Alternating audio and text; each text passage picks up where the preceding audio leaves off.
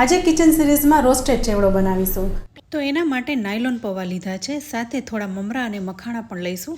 ચોમાસાની સિઝન છે એટલે આ બધી જ વસ્તુને ચાળી લેવાની છે. પૌવામાં પણ રજ આવતી હોય છે, તો ચોખા ચાળવાના ચારણાથી બધું ચાળી લઈશું. હવે આ બધી વસ્તુને શેકી લેવાની છે, કારણ કે ભેજ લાગી જતો હોય છે. તો 5 થી 7 મિનિટ માટે શેકી એક બાઉલમાં કાઢી લઈશું. હવે એ જ પેનમાં તેલ લઈ લેવાનું છે અને તેલ ગરમ થાય એટલે વારાફરતી શિંગદાણા, દાળિયા, લીલા મરચાં, લીમડાના પાન, ટોપરાની સ્લાઇસ અને વરિયાળી ઉમેરી બધું વારાફરતી તેલમાં શેકતા જવાનું છે.